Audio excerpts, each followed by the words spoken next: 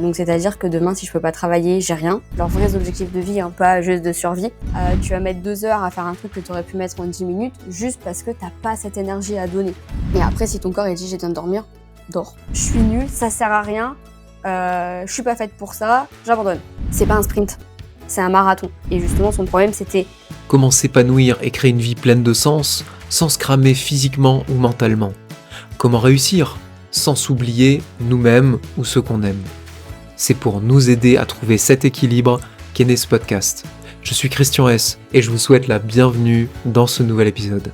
J'ai le plaisir de recevoir Emeline Claire aujourd'hui dans ce deuxième numéro de l'Équilibriste.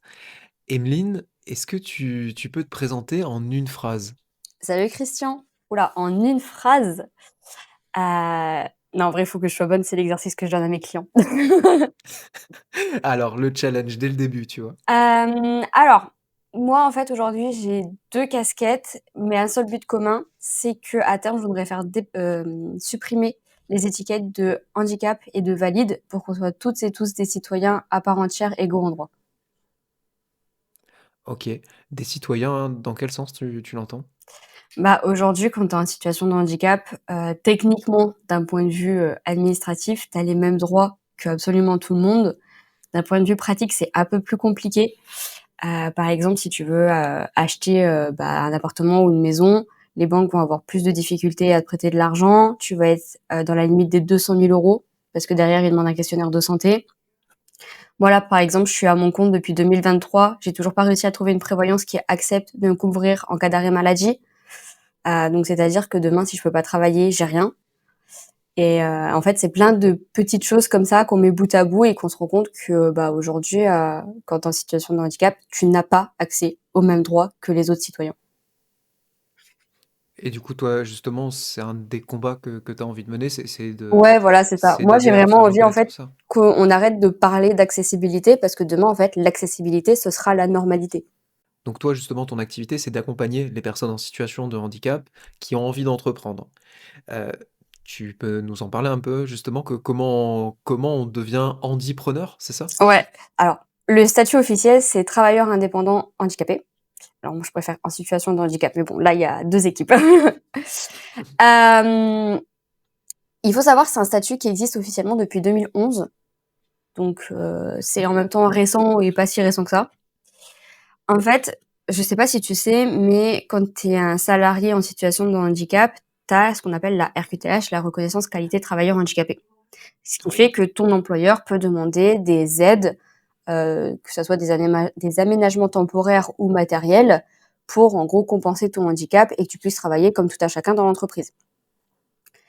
On a en fait l'équivalent en tant qu'indépendant, donc c'est pour ça qu'on a les travailleurs indépendants handicapés. On a cette reconnaissance, qualité travailleur handicapé auprès de l'AGEFIP et du coup, on a le droit, comme toute entreprise en fait, de demander à l'AGEFIP des aides d'aménagement, donc que ça soit matériel, humain ou financier, pour en fait nous aider, dans la création ou la reprise de notre entreprise, l'aménagement de notre bureau ou pour compenser un handicap. Par exemple, moi j'ai une cliente, elle est malentendante, donc l'AGEFIP, lui a, j'ai pas envie de dire ça comme ça. J'allais dire il lui a fourni, mais c'est une personne, tu vois? Donc ça colle pas. Il lui a embauché, une personne en fait qui lui fait ses appels téléphoniques. En gros, elle est ses oreilles. Donc OK. on a le droit à ces aides-là. D'ailleurs, très peu de TIH sont au courant qu'on a le droit à ces aides parce que justement quand tu vas voir, la CMA ou la CCI, elles sont pas trop au courant de ce qui existe. Mais Et justement, pour, être au courant de ce qui existe, ouh là, c'est un parcours du tu combattant. des conseils? Non? Alors c'est un parcours du combattant. Moi, j'ai la chance d'avoir une communauté de quasiment 40, ratons en situation de handicap aujourd'hui, donc tu as toujours quelqu'un qui est à l'affôt. Et sinon, en fait, ne plus avoir peur d'écrire aux institutions. Ça a été des longs mois de bataille, pour essayer de comprendre comment fonctionnait l'EETH et le BOETH quand on est, en situation de handicap en solopreneur. Ça y est, j'ai la réponse. Donc si vous êtes concerné, il faut aller voir votre médecin généraliste et faire un dossier, voilà. Vous n'avez pas besoin d'avoir la médecine du travail. Mais en fait, c'est ça, c'est tout le temps, à chaque fois que tu veux faire quelque chose et c'est la discussion que j'avais, justement cette semaine avec, quelques handipreneurs. Les dossiers administratifs pour demander de l'aide sont tellement lourd et demande tellement de rendez-vous d'experts dans tous les sens qu'au final, en fait, la majorité des gens, ils abandonnent. Enfin, moi, je vois, là, je voulais changer mon bureau pour avoir un bureau, voilà, qui soit plus ergonomique et qui respecte, mes besoins, physiques, tout simplement. J'ai fait le calcul du temps que j'allais passer sur l'administratif, à prendre les rendez-vous médicaux, à aller aux rendez-vous médicaux et cetera. Au final, j'aurais perdu plus d'argent que d'acheter, le bureau moi-même et je l'ai eu beaucoup plus rapidement, du coup. Mais moi, c'est ça, vu de l'extérieur, qui me rend, assez triste, c'est que tu as l'impression que c'est un parcours du combattant. En fait, qu'il faut que tu te battes. C'est ça, tout le temps. Et d'ailleurs, je pense que c'est aussi pour ça, tu vois, que, donc l'une de mes casquettes, c'est d'accompagner les entrepreneurs à se structurer, à devenir visibles auprès de leurs clients et du coup, à aller chercher leurs objectifs, leurs vrais objectifs de vie, hein, pas juste de survie. Et on a tout un travail sur le mindset parce qu'on est sur des personnes qui ont tellement pris l'habitude de compenser, de prouver qu'elles sont capables, de prouver qu'elles ont leur place dans la société et de combattre tous les jours au quotidien de toutes leurs forces que, résultat, en fait, contre-intuitivement, pardon, il n'y a pas cette posture du chef d'entreprise qu'on attend, tu vois, qui est posé, droit dans ses bottes, qui sait où il va et qui n'a pas peur de dire ce qu'il fait, en fait. Là, on est sur des personnes qui se sentent obligées de toujours tout justifier, de toujours tout prouver, parce que tout simplement, c'est ce que la société leur a imposé. Et comment ça se traduit, concrètement pour les personnes que tu accompagnes, ce besoin de se justifier, de se battre? Après, ça dépend vraiment des profils. Chaque personne est unique, donc chaque personne va avoir des réponses différentes et chaque personne va vivre son ou ses handicaps différemment parce qu'on n'a pas forcément un seul handicap, on peut en avoir plusieurs. Donc moi, je suis aidée par une psychologue déjà qui est diplômée, parce que n'étant pas professionnelle de santé mentale, je ne peux pas régler tout ce qui va toucher cette thématique. Par contre, au niveau business, ça va être des stratégies qui vont avoir tendance à partir un peu dans tous les sens parce que la peur de manquer de clients, donc je veux pas me spécialiser sur un client en particulier. La peur de ne pas en faire suffisamment pour montrer que oui, je sais faire mon travail, donc on va multiplier les offres pour faire un maximum de services. La peur de prendre la parole aussi. J'ai des personnes qui sont presque à s'excuser de prendre la parole pour expliquer ce qu'elles font, alors que non, en fait, tu es expert dans ton domaine, tu as le droit de prendre la parole si tu le souhaites, et personne n'a le droit de te dire si oui ou non tu peux prendre la parole, en fait. Et c'est plein de petites choses comme ça qu'on va travailler au fur et à mesure des séances pour apprendre justement, déjà réapprendre à se connaître soi, parce que c'est souvent, enfin des fois, quand tu es en situation de handicap depuis longtemps, voire même depuis l'enfance, on t'a un peu imposé ton parcours de vie. On t'a pas laissé vraiment choisir ce que tu voulais faire. Et au final, tu te connais par le prisme du handicap. Tu sais ce qui va te faire mal, ce qui va te fatiguer, là où sont tes limites, mais tu sais pas ce qui te rend heureux. Tu sais pas de quoi tu as vraiment envie pour être pleinement toi-même et d'être pleinement heureux. Donc on va aller chercher tout ça avec des outils comme l'ikigai, la zone de génie, etc. Les piliers de vie aussi, je trouve que c'est tellement important d'aller chercher justement ces choses qui, toi, au quotidien, te permettent de te nourrir et de t'amener du bonheur, tu vois.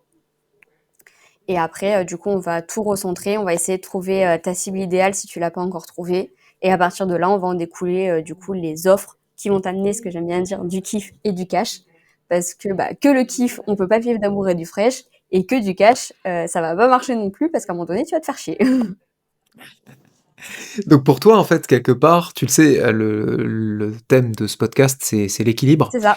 C'est d'aider les personnes que tu accompagnes à trouver un équilibre entre le kiff, ce qui les nourrit, Ouais. mais parfois qui va pas être rémunérateur parce qu'on est plus dans l'aspect passion, et de l'autre côté, ce qui va permettre de remplir le frigo, mais qui est pas forcément fun. Et c'est de trouver ce qui est à l'intersection des deux, si j'ai bien compris. En gros, c'est l'idée. Alors moi, je parle pas trop d'équilibre, je parle plutôt d'harmonie. Parce que je sais pas si tu te souviens, mais l'année dernière, on avait des grands posts sur l'équilibre pro-perso sur LinkedIn de Hmm. personnes qui, au final, travaillaient 70-80 heures par semaine. Donc, c'est pas la définition de l'équilibre que j'ai. Moi, je préfère parler d'harmonie. Comme ça, t'as plus cette image qu'il faut tout fractionner et que tout doit être à l'équilibre, justement, en 50-50, tu vois. En fait, on a tous nos besoins. Il y a des personnes qui vont avoir besoin de plus de temps pour elles. Il y a des personnes qui vont préférer plus travailler, par exemple. Il y a des personnes qui vont peut-être faire 2 heures de travail, 1 heure de pause, 2 heures de travail, 2 heures de pause, 2 heures de travail. Il y a des personnes qui vont enchaîner les journées, il n'y a pas de souci. Et en fait, c'est vraiment d'aller chercher qu'est-ce que ton corps te demande. Parce que notre corps, il nous parle, en fait. On a juste arrêté de l'écouter, mais il nous dit de quoi il a besoin. Il nous dit si là, tout de suite, il a envie de faire, je sais pas, genre ta carte de vœux, si tu l'as pas encore faite. Il nous dit, mais là, Pas encore. vas-y, c'est bon, je suis motivée, je suis grave en mode créatif. Go, on va faire la carte de vœux. Ou alors, ça se trouve, il va te dire, non, là, moi, je suis ratamée. On va prendre le canapé, on va prendre l'ordi, on va se mettre dans le canapé. On va se mettre une petite série, genre, je sais pas, Feu de cheminée sur Netflix, tu vois. Et puis, on va faire ces petits posts tranquilles, cosy, tu vois. Comment tu fais pour t'écouter et du coup suivre un peu euh, ton humeur du moment, ce avec quoi tu sens que c'est le moment et ton énergie que tu as dans l'instant? Comment tu fais pour combiner le fait de t'écouter ce qui est pour faire ce qui est le plus facile pour toi sur l'instant, avec bah, souvent la nécessité de pouvoir s'organiser un peu de structurer ses journées, ses semaines, de les prévoir. Alors, en fait, ça se passe en 2 temps. Déjà, il faut savoir que c'est absolument pas inné, chez nous, hein, et l'espèce humaine en globalité, je parle. Donc moi, je suis passée par différents outils et méthodes que je donne à mes clients. La première, ça va être l'exercice de la carte d'identité. Donc c'est vraiment venir s'étudier, mais vraiment s'étudier en fait sur une semaine. À quelle heure je me lève? Est-ce que je me lève parce que je suis contrainte de me lever, donc j'aurais bien dormi encore un peu, ou est-ce que je me lève parce que c'est bon, je suis pompée up, ma journée démarre. Déjà, ça c'est un premier facteur. Et après, essayer de voir les jours où tu as plus d'énergie pour travailler, les jours où tu as moins d'énergie pour travailler, et ensuite tu divises en fait en demi-journée. Est-ce que tu vois que le matin, tu peux faire vraiment des tâches, euh, on va dire complexes, qui te demandent limite d'être dans un tunnel? Ça va beaucoup parler aux TDAH qui nous écoutent. Ou au contraire, est-ce qu'il faut vraiment que tu sois en mode chill parce que la machine, tu vois, elle a pas démarré, il faut plutôt des activités qui t'apportent de l'énergie. Parce qu'en fait, si tu reprends la zone de génie, tu as la zone de confort, la zone d'inconfort et la zone de génie. Automatiquement, ça veut dire que tu as des activités, des tâches qui vont t'amener de l'énergie et tu as des activités, des tâches qui vont te prendre de l'énergie. Quand tu es solopreneur, tu n'as pas le choix, tu es obligé de faire les deux.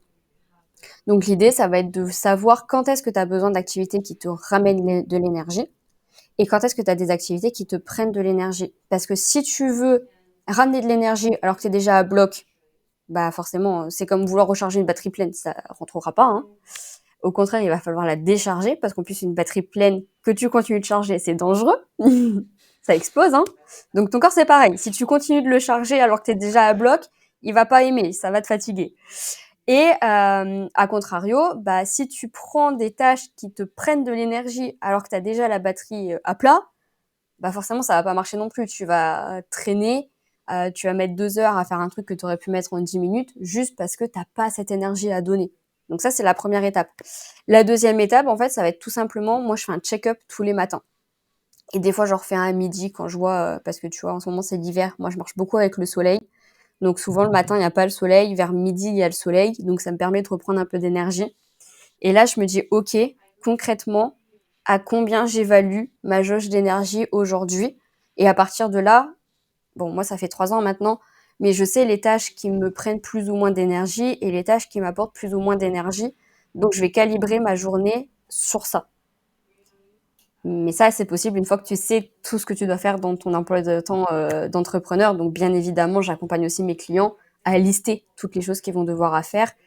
Par exemple, moi, je sais que bah, tout ce qui va être prospection, c'est 1 heure par jour minimum que je fais. Donc ça, je l'ai mis dès le matin, comme ça, c'est fait. Je me pose pas la question, tu vois. T'appelles le crapaud. Mais ça veut dire que si par exemple j'ai appris à me connaître Ouais. et j'ai posé un peu mon agenda dans la semaine avec les moments qui sont plus propices à certains types de tâches. Et il se trouve que bah voilà on est changeant, hein, il y a parfois des imprévus et au final bah, mon énergie que je suis censé avoir le matin vers 8-9 heures ou peut-être d'habitude je suis très focus sur un type de tâche, bah là ce matin c'est pas du tout la même et c'est je sais pas, ça va pas. Est-ce que toi tu conseilles plutôt d'aller dans le côté discipline et de se dire: «OK, bah, écoute, j'ai prévu ça, d'habitude c'est comme ça, on va pas casser la routine, je reste sur ce qui était prévu, même si je sens que là, exceptionnellement, ça correspond pas à l'énergie du moment».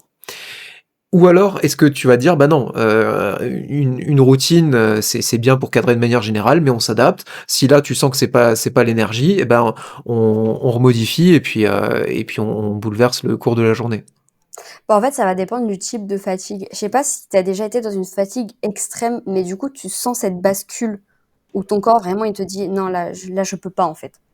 Donc si tu es avant la bascule, heu, quand certaines personnes parlent de ma génération, ils appellent ça, la flemme agite. Quand tu sais, dans cette énergie où vraiment tu pas envie, tu pas bien, tu es fatigué, mais que si tu passes à l'action, ça va se mettre en route et ça va marcher, oui, là, je vais te dire: «Tiens ta routine». Par contre, si effectivement, tu es comme moi ce matin, tu es cassé en 2, tu qu'une envie, c'est de retourner, sous ta couette et de dormir jusqu'à midi. Là, clairement, je vais te dire la routine, clairement, oublie-la, en fait. Tu as besoin d'avoir des activités pro ou perso, ça, c'est toi qui décides, mais qui t'amènent du bonheur et de l'énergie. Et après, si ton corps, il dit: «J'ai besoin de dormir», dors. Donc sauf si tu des rendez-vous importants, hein, mais on sous-estime grandement l'effet du sommeil, en fait. Donc ça veut dire qu'au fond, on en revient, à ce qu'on disait, avant, la base, c'est de se connaître. C'est ça. Et c'est pas facile d'apprendre à se connaître. Bah, en vrai, on l'a tous fait quand on était enfant, tu vois? Quand tu es enfant, tu te poses pas de questions, tu te dis: «J'ai faim» quand tu as faim, tu dis: «Je dois aller aux toilettes» quand tu dois aller aux toilettes. Quand tu vois un gâteau et que tu as envie de le manger, tu dis: «Je veux du gâteau». Tu te poses pas de questions. Quand tu es fatigué, tu dis: «Je suis fatigué». Quand tu veux aller jouer, tu vas jouer. Et en fait, la société fait que à un moment donné ou à un autre, tu vas rentrer à l'école. On peut pas avoir des classes de 30 élèves avec des rythmes différents qui font ce qu'ils veulent quand ils veulent. Donc forcément, on nous prend une discipline, on nous met un cadre. Et puis, bah, tu continues dans ce cadre et après, tu rentres dans le travail où tu fais du 8h, 18h et juste, t'arrêtes d'écouter ton corps parce que t'as pas le choix de suivre les autres. Une fois que tu as ton compte, tu reprends cette liberté, pardon, de pouvoir t'écouter. C'est là où c'est aussi pas facile parce qu'il y a une différence entre écouter son corps et suivre la moindre de ses pulsions et de ses instincts. Et typiquement, tu connais cette expérience où on donne un gâteau à des très jeunes enfants et on leur dit: «Si tu le touches pas pendant, 1 heure, bah, tu en auras un deuxième». Et en fait, on se rend compte que ceux qui ont réussi à attendre, à être patients, donc à vouloir une récompense différée plus grande, réussissaient dans les années, suivantes beaucoup mieux et étaient en moyenne beaucoup plus heureux que ceux qui sautaient sur le gâteau et qui arrivaient pas à résister à l'impulsion de la récompense immédiate. Donc je pense que c'est important à travers ce que tu dis, de différencier cette pulsion, du fait de s'écouter fondamentalement. Je sais Ouais. pas si c'est très clair? Je pense que j'ai compris ce que tu veux dire. Après, moi, je travaille beaucoup avec les personnes qui ont des TDAH ou des TSA. Et du coup, ce que je leur conseille grandement de faire, parce que justement, c'est des profils qui ont beaucoup besoin de la récompense immédiate, c'est de gamifier leur journée. Donc, c'est-à-dire que, par exemple, on va poser ses objectifs à l'année, on va prévoir des récompenses suivant les objectifs qu'on a atteints à l'année.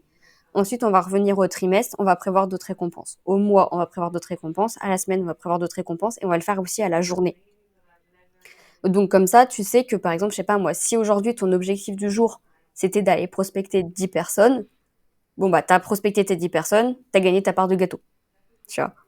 Et ça permet justement, d'avoir en vrai, c'est une réaction, hormonale, hein, tout ça.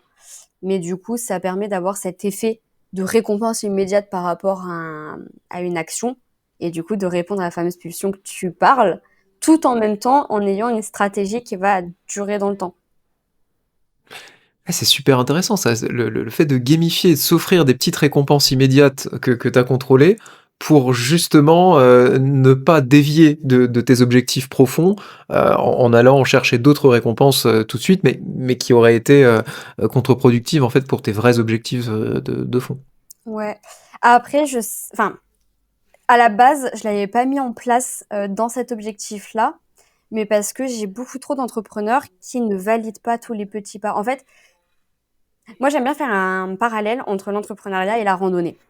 OK? Mmh. Si tu as jamais fait de randonnée et que tu me dis que tu vas monter le Kilimandjaro, automatiquement, au bout de 2 kilomètres, je pense, tu abandonnes. Et c'est normal.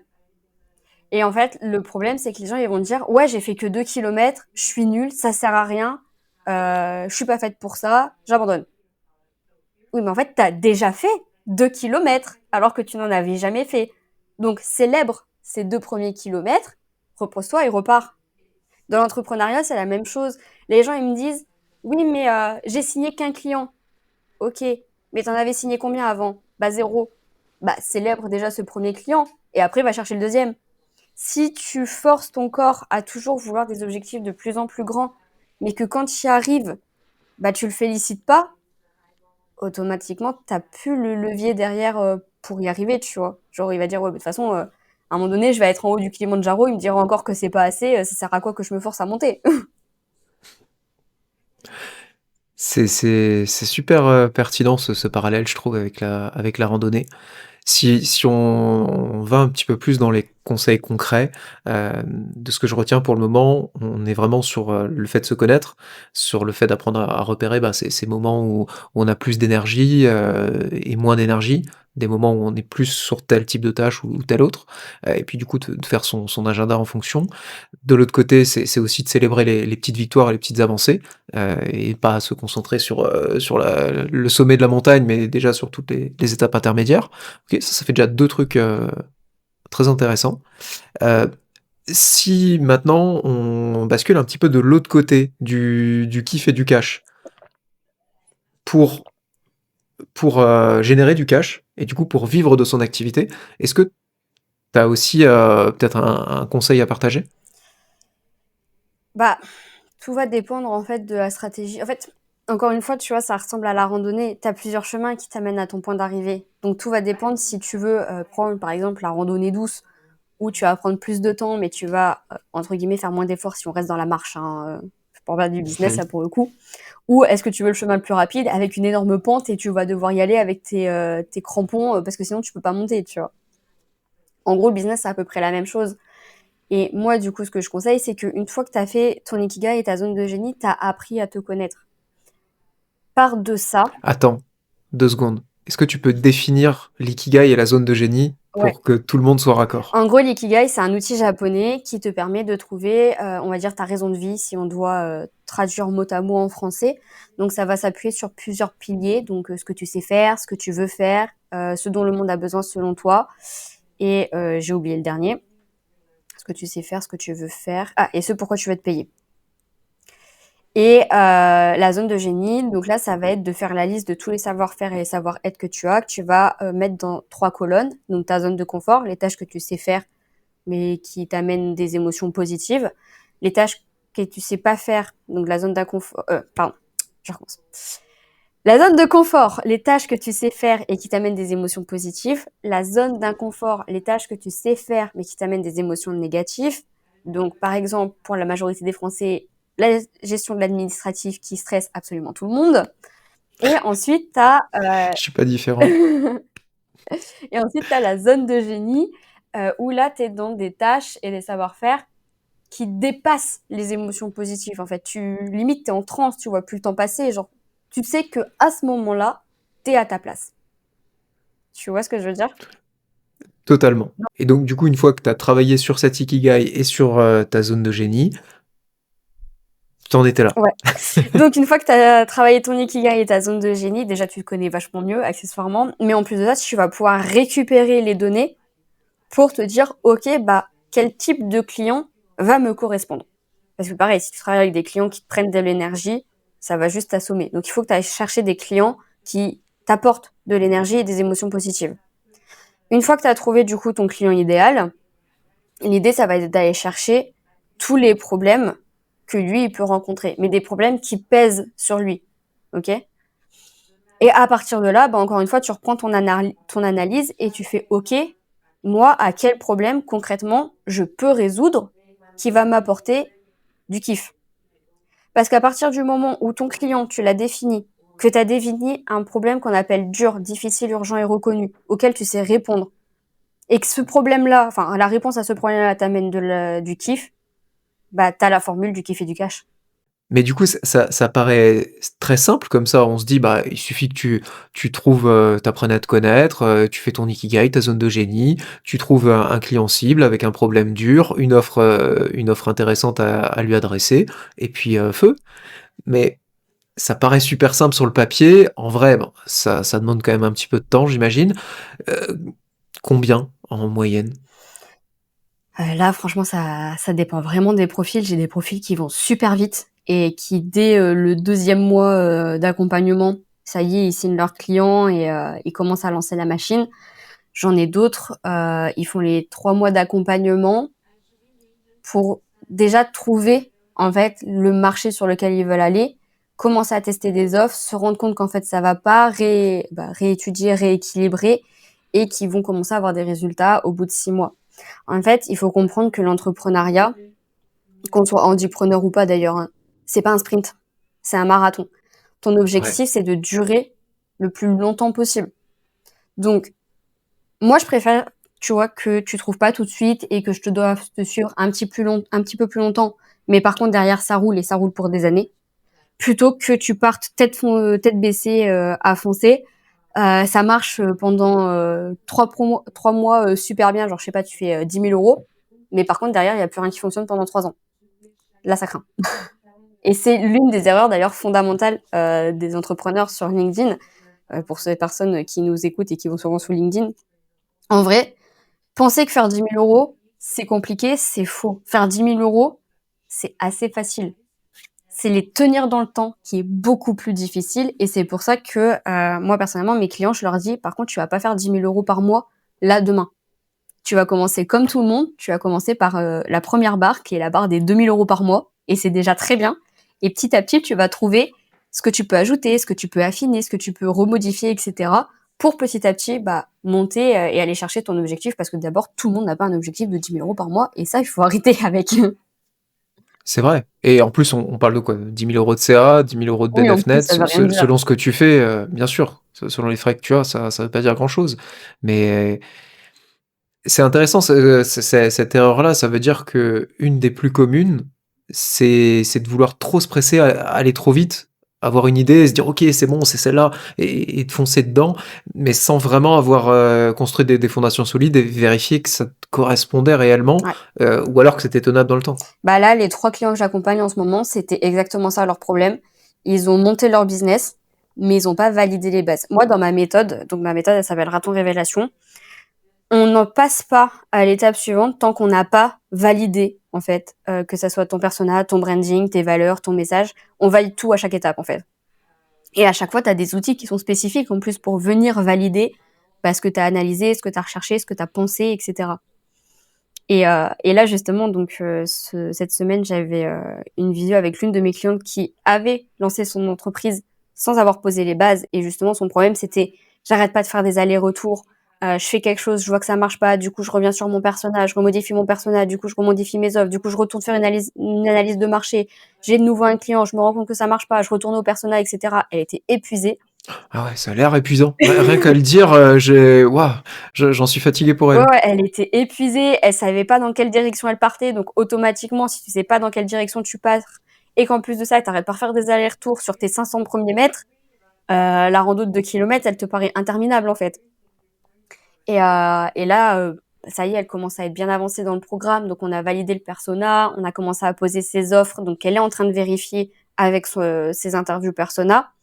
On a commencé à travailler, son branding et cetera et elle m'a dit: «Mais en fait, déjà j'avance et j'y vois enfin clair. Genre, je sais où je vais et comment j'y vais». Donc automatiquement, tu vois, c'est beaucoup plus fluide. Tu as plus l'impression de devoir faire des efforts, surhumains. Tu suis, en fait, la stratégie que tu as posée. Ouais et ça suppose d'avoir une bonne stratégie qui est bien alignée avec toi Forcément. et qu'ensuite tu as posée.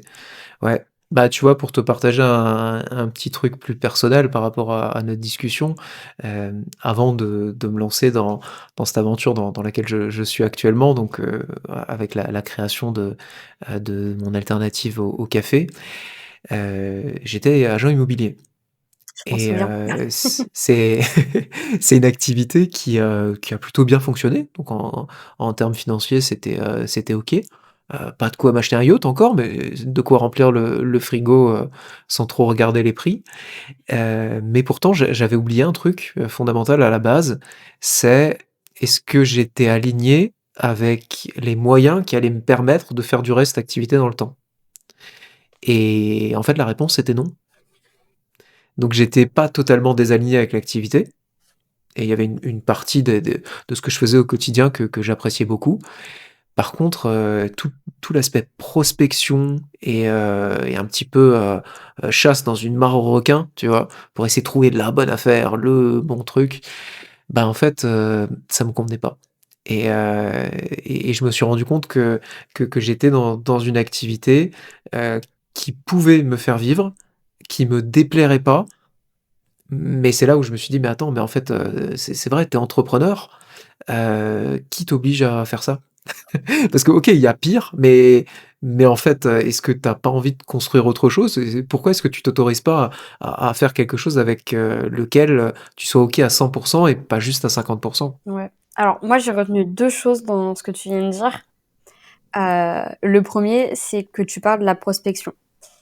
Il y a encore beaucoup de gens qui pensent à la prospection comme on prospectait, à la génération de nos parents ou de nos grands-parents, où justement et moi je sais que j'étais dernière de promo à cause de ça, on t'apprend à, limite, faire du rentre dedans à ton client, où tu dois utiliser, tous les charmes que tu as, pour lui en mettre plein la vue et lui vendre ton produit quoi qu'il en coûte. Alors ça Tu marche pas ça. vois, c'est un peu comme quand tu vas faire, les foires, genre la foire de Paris ou quoi, ils te sortent tout un tas d'arguments, pour te montrer à quel point leur produit est magnifique et que tu dois absolument l'acheter. C'est ça, c'est le camelot, Ouais, voilà. extraverti. Je suis désolée, mais en fait, ça c'est je sais même pas si ça a marché un jour, en fait, mais en tout cas, aujourd'hui, ça ne Je sais marche pas. plus. Moi, Non. ce que j'apprends à mes clients, c'est qu'il existe plusieurs types de prospection et non, je parle pas de, je fais à l'écrit, je fais du vocal, je fais du mail, je fais de l'appel. Bien évidemment, il y a tous ces outils-là, mais en fait, il y a des méthodes différentes de prospection, tu vois? Tu as de la chaude, tu as de la froide, tu as de la commerciale, tu as de la non commerciale. Donc déjà, ça va être de trouver, toi, ce qui t'intéresse. Celle qui te ressemble, en fait. Parce que si tu utilises une prospection qui te ressemble pas, automatiquement, ça va se sentir et on va te tège, en fait. On sait très bien qu'on est prospecté. On est bientôt en 2026, les gens sont majoritairement sur les réseaux sociaux. On sait, on sait toutes les arnaques qu'il y a eu par les influenceurs, on sait comment les gens font pour venir nous alpaguer, on sait toutes les techniques, en fait, que les gens peuvent utiliser pour nous donner envie d'acheter un produit. Donc les gens ne se font plus avoir. Aujourd'hui, si tu veux réussir à vendre, il faut que tu amènes ton prospect à prendre conscience de lui-même et à verbaliser de lui-même qu'il a besoin de toi. Donc, on arrête les idées de oui, mais moi je suis le meilleur, c'est le meilleur produit, tu vas voir, ça va changer ta vie et tout, ça c'est fini. Et on est plus à l'écoute en mode ok, concrètement, tu as besoin de quoi? Ça, c'est la première chose. Peut-être que ça t'aurait un peu mieux correspondu. Ah mais je te rassure, j'étais pas dans la vente agressive. De toute façon, ça peut pas fonctionner dans l'immobilier. Tu es plutôt dans la création de contacts sur le long terme, à planter des petites graines au fur et à mesure, hein. Tu Ouais, es pas en train de vendre un épluche légumes, oh là, révolutionnaire. Alice, tu verrais, il y en a, ils t'attaquent, hein. Ah, en tout cas, ceux qui font les choses quand même plutôt intelligemment, parce que ça peut fonctionner avec des personnes un peu faibles, la vente, un peu forcée, mais effectivement, ça j'aurais jamais pu le faire, clairement. Bon, bah, c'est déjà bien que tu le saches. Parce qu'en vrai, il y a des personnes qui ne le savent pas, hein. Moi, il y a des personnes qui m'écrivent en disant ouais, j'ai essayé de prospecter, vraiment, j'avais l'impression de plus être moi-même, de manipuler les gens et tout, j'ai arrêté. En fait, c'était le type de prospection qui n'allait pas, tu vois. C'était pas le bon type pour eux. Bah, bien sûr, et si toi-même tu as l'impression de manipuler les gens, t'inquiète pas, les gens Elle le ont voit. l'impression que tu essaies de les manipuler. C'est ça. C'est clair.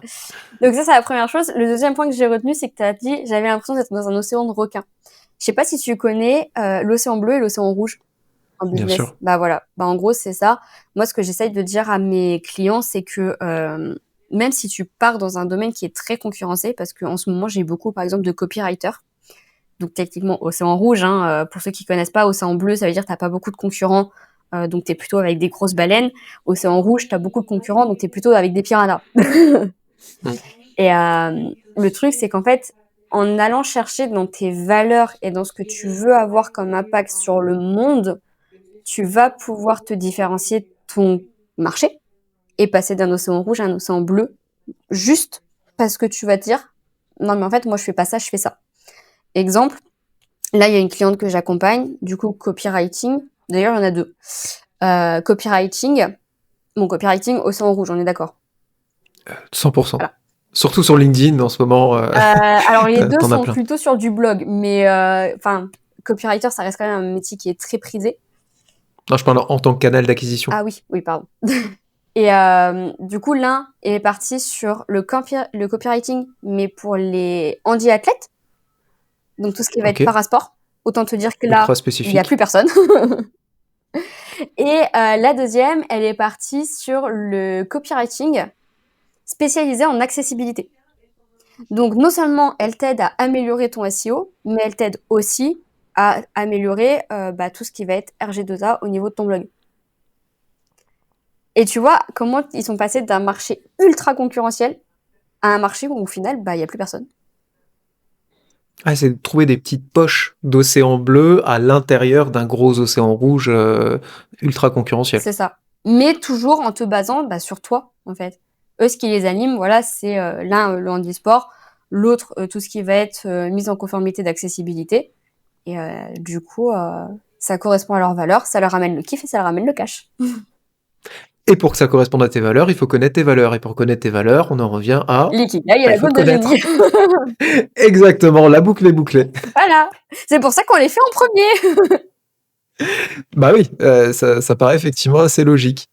C'est vraiment super parce que là, je pense qu'on a un bon chemin assez clair pour avancer sur ce kiff, ce cash. Pour terminer cet échange, je te propose 3 questions. Vas-y, je t'écoute. La première, c'est est-ce que tu as quelqu'un, une personne physique ou alors fictive, qui t'a vraiment inspiré? Alors, moi, dans ces cas-là, je suis très cliché. Tout simplement Vas-y. mes parents et mes grands-parents. Et surtout ma mère et ma grand-mère, parce que ma mère est en situation de handicap depuis mes 3 ans et moi, je suis en situation de handicap depuis mes 6 ans. Donc j'ai vraiment pu me construire avec ce modèle très proche de moi, hein, d'une femme en situation de handicap dans la société, qui menait, ses combats et qui a travaillé, qui s'est jamais laissée faire ni par les médecins, ni par les gens qui lui disaient ce qu'elle peut faire et ce qu'elle ne peut pas faire. Donc je pense que ça m'a beaucoup aidée aussi à arriver là où j'en suis aujourd'hui. Et ma grand-mère qui alors mes grands-parents déjà étaient engagés fort politiquement dans la jeunesse de ma mère déjà et toujours quand moi je suis née, mais une fois à la retraite ils ont joué leur rôle de grands-parents et aujourd'hui ma grand-mère Mhm. a Alzheimer, donc je la vois aussi tous les jours, tu vois, se battre pour pas oublier les siens, d'autant plus que mes grands-parents sont des enfants de la guerre, donc beaucoup de ses frères et sœurs sont morts. Et vraiment, elle fait tout son possible pour se rappeler des personnes qui sont parties, parce qu'au final, c'est la dernière personne avec sa sœur à pouvoir les maintenir dans le souvenir familial. Et elle fait aussi tout ce qu'elle peut pour rester avec nous le plus longtemps possible, parce que le problème d'Alzheimer, c'est que physiquement, ils sont avec nous, mais parfois mentalement, ils sont plus là. Et vraiment, elle, tu vois qu'elle lutte tous les jours pour essayer de se souvenir de chaque événement, de chaque personne, de chaque petite particularité qu'on a. Et pourtant, je suis une fille du Nord, alors autant te dire que j'ai une famille qui est très grande. Voilà, petite caractéristique des familles du Nord. Donc, elle a beaucoup de choses à retenir. C'est assez beau quand même d'être inspiré par des personnes qui ont été avant toi, hein. Il y a une filiation quand même, grand-mère, mère, fille. C'est quelque part tu continues un peu l'héritage. Je l'avais pas vu comme ça. Est-ce que tu as une œuvre de fiction un film, un livre, une série, une pièce de théâtre, une œuvre qui t'a vraiment marqué, qui représente quelque chose de spécial pour toi? Alors en vrai, il y en a plusieurs, mais il y a un film en particulier qui vraiment m'a beaucoup marqué, à tel point d'ailleurs que je l'ai utilisé pour quasiment tous mes sujets de cours, parce qu'à la base j'ai fait audiovisuel et mon prof ne pouvait plus voir ce film en peinture. À force que tu l'amènes? Ouais, je l'ai amené par tous les angles possibles sur tous les projets. Et c'est Black Swan. OK. Et Black Swan, justement, c'est une jeune fille qui se bat tous les jours et pour être la meilleure danseuse de ballet. Et elle a une maladie psychique. Je vais pas trop en parler parce que je sais pas si tout le monde l'a vu. Ouais, faut pas spoiler, mais tu peux quand même donner envie d'aller le voir. C'est tout l'intérêt de la question, justement. Bah voilà, du coup, c'est ça. C'est vraiment le combat de la ballet qui essaye d'être au maximum parce que il faut savoir que dans le ballet au niveau professionnel, il y a beaucoup de compétitions et qui se bat en même temps contre sa maladie psychique parce qu'elle est persuadée que sa maladie va l'empêcher de devenir la meilleure danseuse. Voilà. Et je ne raconterai pas la fin. Bah non, sinon on n'a plus envie d'aller le voir du coup. Ok, c'est top. Écoute, pour terminer, petite question que j'affectionne beaucoup. Si maintenant tu avais 1 minute pour laquelle l'ensemble des écrans du monde te retransmettent, t'apparais sur tous les téléphones, les télés, les ordis, toute la Terre te voit, et t'as 1 minute pour leur parler. Qu'est-ce que tu leur dis? Alors déjà, c'est très drôle que tu me poses cette question, parce qu'il faut savoir que l'un des exercices que je demande à mes clients, c'est, voilà, t'es en haut de la tour Eiffel, de l'Arc de Triomphe, du bâtiment que tu veux, avec un mégaphone, qu'est-ce que tu cries au monde? Donc on est un peu sur le même exercice. Il y a un peu d'idée commune. Exactement. Et du coup, moi, ce que j'aurais à dire au monde, c'est arrêter de penser que handicap égale incapable. Laissez-nous faire, en fait, comme on a envie de faire, sans vouloir nous mettre dans des cases.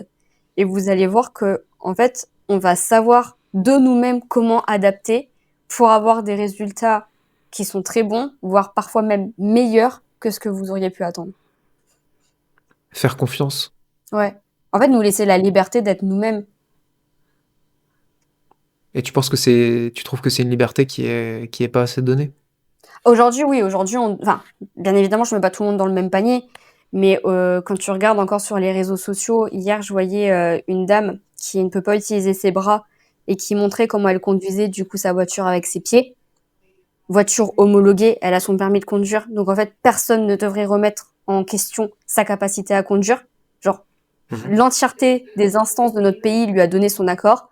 Et pourtant, dans les commentaires, t'as un vrai danger de la route, t'aurais pas le droit de conduire, tu devrais rester chez toi, vraiment c'est une honte que tu puisses conduire, j'espère que t'es consciente, que tu prendras sur ta vie les morts que tu vas causer, etc. C'est violent. C'est très violent, alors que la meuf, elle conduit probablement mieux que beaucoup d'autres qui mettent pas leur clignotant, qui prennent le volant avec de l'alcool ou de la drogue, qui font des excès de vitesse. Enfin, moi je vois, j'habite en montagne, des fois t'as des jeunes, j'englobe pas que les A, nous sommes d'accord, j'englobe les jeunes de façon générale, qui te font des pointes de vitesse dans les virages pour doubler les bus. Résultat, il y a 2 jours, il y a eu un accident, il s'est planté dans la montagne.